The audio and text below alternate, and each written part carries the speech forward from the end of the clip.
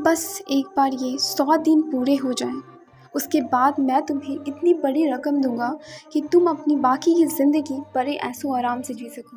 बस तब तक के लिए मेरी माँ और परिवार के सामने ये परफेक्ट बहू बनने का नाटक करते रहो। गाड़ी में विक्रम के पास बैठी हुई आरोही थोड़ी देर पहले जो कुछ हुआ था वह याद कर रही थी कि कैसे वो जादुई तरीके से सही वक्त पर उसके घर पहुंच गया था, जब वो उन 4 लफंगों के चंगुल में फंस चुकी थी। सिर्फ इतना ही नहीं, विक्रम ने उसके बाप और सौतेली माँ के सामने उसके लिए आवाज़ उठाई, जिस घर में मेरी पत्नी की कोई इज्जत नहीं, मैं उस घर का दामाद नहीं हो सकता। गाड़ी रोको चरण, कुछ देर के लिए हमें अकेला छोड़ दो। आरोही को समझ में नहीं आया कि विक्रम ने ऐसा क्यों किया। चरण के गाड़ी से बाहर जाते ही विक्रम ने अपने चेहरे से कुछ हटाया और इसी के साथ विक्रम का असली खूबसूरत चेहरा आरोही को दिखने लगा।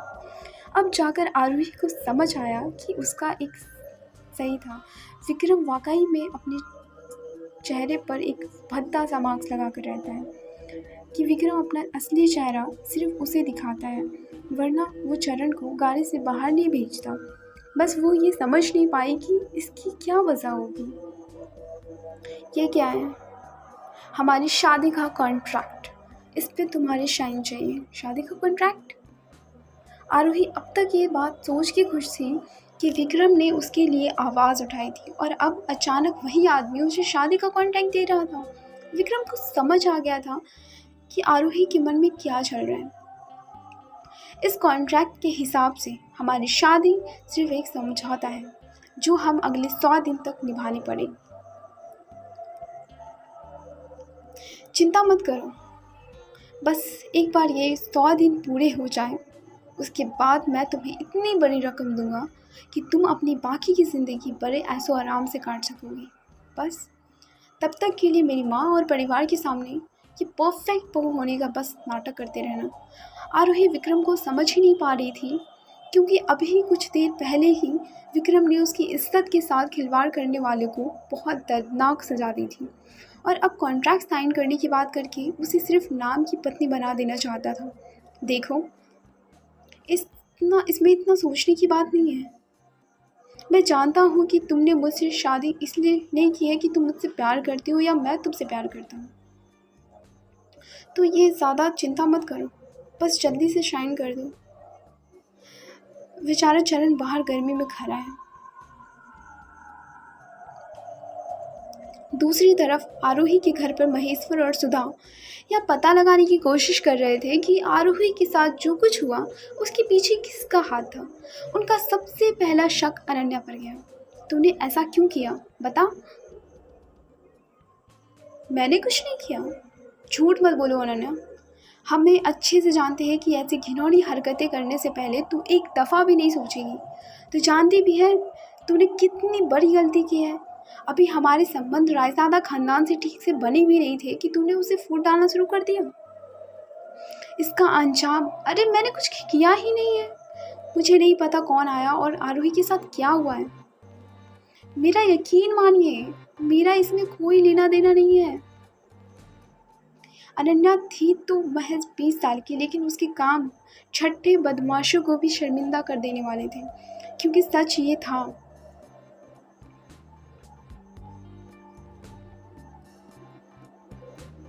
कि वो 4 लोगों जो आरोही का फ़ायदा उठाने आए थे, उन लोगों को अनन्या ने ही घर बुलाया था, क्योंकि एक हफ्ते पहले आरोही की ज़िंदगी बर्बाद करने का उसका इरादा सपना ही रह गया था। और आप ये क्यों भूल रहे हैं कि उस आरोही ने ही राघव को नौकरी से निकलवाया था, तो उसे शायद उस चीज़ का बदला लेना होगा। और हाँ, आप लोग उस विक्रम से इतना क्यों डरते हैं? वो अपाहिज विक्रम, जब बिना किसी की मदद लिए यहाँ से वहाँ नहीं जा सकता, उससे इतना क्यों डरना? Shut up. अरे तू जानती भी है तू क्या बोल रही है। अगर विक्रम को पता चला ना कि तू उसके पीठ पीछे ऐसी बात कर रही है, तो तेरे साथ हमें भी मार देगा। दूसरी तरफ विक्रम गाड़ी में बैठे आरोही और अपनी शादी के कॉन्ट्रैक्ट पर आरोही के साइन करने का इंतजार कर रहा था। क्या सोच रही हो, जल्दी करो। इस कॉन्ट्रैक्ट को साइन करने से पहले मैं आपको कुछ बताना चाहती हूँ। मैंने भी ये शादी मजबूरी में की थी। कुछ हालात ऐसे थे कि जब इस शादी का प्रस्ताव आया तो मैं मना नहीं कर पाई, क्योंकि हम दोनों ने शादी मजबूरी में की थी। मुझे नहीं लगता कि इस कॉन्ट्रैक्ट साइन करने के बदले में मुझे आपसे कोई मुआवजा चाहिए।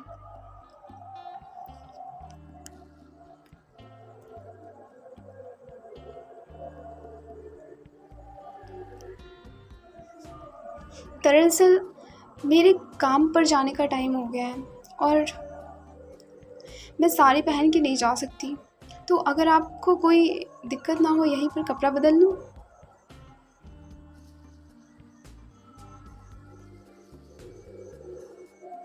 आरोही चेंज रोवर गाड़ी की सबसे पीछे वाली सीट पर जाकर जहाँ उसका बैग रखा हुआ था, वह विक्रम को पीछे देखने से मना कर दी। तभी उसे सुबह की उसकी कही हुई बात याद आई, तुम यही कपड़े बदल सकती हो, मुझे तुम्हें देखने में कोई दिलचस्पी नहीं है। आरोही बिना कुछ सोचे अपने कपड़े बदलने लगी। जैसे ही विक्रम ने उसे तिरछी आंखों से कपड़े बदलते हुए देखा, उसने अपनी नज़रें आगे की तरफ कर ली। आरोही ने वो लाल साड़ी अपने बदन से हटाना शुरू किया। धीरे धीरे जैसे वो अपने बदन से कपड़े हटाने लगी, उसकी खुशबू विक्रम तक पहुंचने लगी। खुशबू धीरे धीरे उसे बहकाने लगी और वो आरोही की तरफ देखने की इच्छा से अपने आप में लड़ने लगा। इस खुशबू में ऐसा क्या था जो उसे किसी चीज़ की याद दिलाते रहता था? ये विक्रम को अब तक समझ नहीं आया था, क्योंकि हर बार जब भी खुशबू आती, अपने दिलो दिमाग पर काबू कर पाना उसे जंग जैसा लगता था। ये जब वो फिलहाल जीत रहा था, लेकिन आरोही अगर कपड़े बदलने में थोड़ा और वक्त लगाती तो शायद वो हार जाता।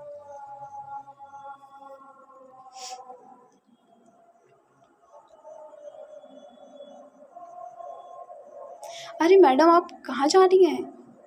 काम पर। काम पर? आप कब से काम पे जाने लगी? ये सब कुछ आप?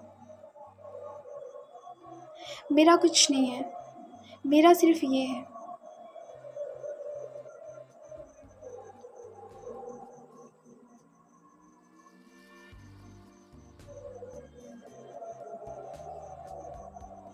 हाय बेबी, अभी फ़ोन क्यों किया तुमने? मैंने कहा था ना जब मैं फ़ोन करूँ तभी बात करेंगे। सॉरी। आई नो तुम बहुत बिज़ी हो, लेकिन क्या करूँ, मैं तुम्हें इतना मिस कर रही थी कि रहा ही नहीं गया। मैं क्या कह रही हूँ, चलो ना आज शॉपिंग पे चलते हैं। नहीं, आज थोड़ा मुश्किल है। ओहो राजपेट, इतना भी क्या मुश्किल है, बस थोड़ी देर के लिए शॉपिंग के लिए तो चलना है। चलो ना प्लीज़ प्लीज़। शाम को 5 बजे मुझे उसी जगह मिलो जहाँ हम हमेशा मिलते हैं। Okay done, bye, see you. Vikram थोड़ा असहज लग रहा था, या बात चरण से छुपी नहीं थी। सरकार, आप बुरा ना माने तो एक बात कह हाँ कहो। आप ना आरोही मैडम के साथ ही रहा कीजिए, वो दूसरी मैडम ना थोड़ी। चरण, सरकार मेरे बोलने का मतलब है कि आरोही मैडम थोड़ी सुलझी और सहज लगती है। वो दूसरी मैडम ना थोड़ी चालाक है। और जहाँ तक रायसादा ख़ानदान की बात है तो आरोही मैडम ही मुझे इस ख़ानदान की बहुत लगती है। चुपचाप गाड़ी चलाओ चरण। जी सरकार। चरण समझ गया कि विक्रम इससे आगे और कुछ नहीं सुनना चाहता था, इसलिए वो बिना कुछ बोले गाड़ी चलाने लगा। देखते ही देखते शाम हो गई। मार्केट में एक लग्जरी कार आकर रुकी। दरवाज़ा खोलकर विक्रम अपने दोनों पैरों पर खड़ा होकर उस गाड़ी से बाहर निकला। उसने अपने चेहरे पर मास्क भी नहीं पहना था। उसने देखते ही एक लड़की दौड़ती हुई उसकी तरफ आई और लपक के उसको बाहों में भर लिया। बेबी, बहुत इंतज़ार करवाया तुमने। आरोही की बर्थडे वाली रात जब विक्रम लड़खड़ाते हुए उस होटल में पहुंचा था तो उसे एक लड़की मिली थी। अगली सुबह घर आ जाने के बाद उसे नौकर ने उसे बताया कि उसे एक लड़की के पास से उसकी अंगूठी मिली जिसका नाम अनन्या था। जब ये बात विक्रम की माँ इंद्राणी को पता चली तो उसने तुरंत ही अनन्या के घर रिश्ता भिजवा दिया, लेकिन उसके माँ बाप ने अनन्या की बहन आरोही के रिश्ते का प्रस्ताव उसके लिए भेजा। ये बात पता चला, विक्रम ने इस प्रस्ताव को ठुकरा दिया। उसे किसी पत्नी की ज़रूरत नहीं थी। अनन्या से शादी करने के लिए भी वो सिर्फ इसलिए तैयार हुआ था क्योंकि वह उस इंसान का एहसान चुकाना चाहता था जिसने उसकी जान बचाई थी। क्या मैं अपने जीवन में एक पोते का सुख नहीं देख सकती? प्लीज़ मेरे लिए, इस खानदान के लिए इस रिश्ते को मत ठुकराओ। बहुत मुश्किल से किसी ने तुमसे शादी करने के लिए हाँ की है। प्लीज़ बेटा, छोड़ोगे भी या भीड़ में पकड़ के रखोगे? अनन्या की बात सुनकर विक्रम यादों से बाहर आया।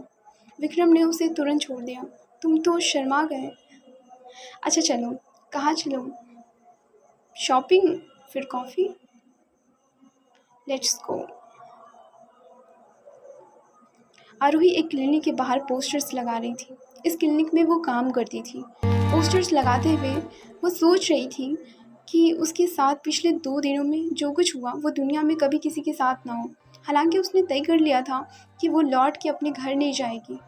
अब वो सिर्फ अपनी माँ से मिलना चाहती थी, पर उसे पता था कि जब तक महेश्वर को कॉन्ट्रैक्ट नहीं मिल जाता तब तक वो उनसे नहीं मिलने वाली थी। वो इन सब ख्यालों में खोई हुई थी कि उसे एकदम से आवाज़ आई। ससुराल वालों ने एक ही दिन में घर से बाहर निकाल दिया। उसकी बात सुनकर आरोही पलटी। उसे इतना तेज गुस्सा आया कि वो उसे खींच के एक थप्पड़ मार देना चाहती, लेकिन उसे इतने सारे लोगों के बीच में तमाशा नहीं करना चाहती थी। आरोही अनन्या को नज़रअंदाज करके पलटने ही लगी थी कि उसकी नज़र अनन्या की बाहों में बाहें डाले खड़े विक्रम पर पड़ी। उसे देखकर आरोही की दुनिया उलट पुलट हो गई। अब क्या रिएक्ट करेगी आरोही अगर अनन्या ने आरोही की और बेइज्जती की?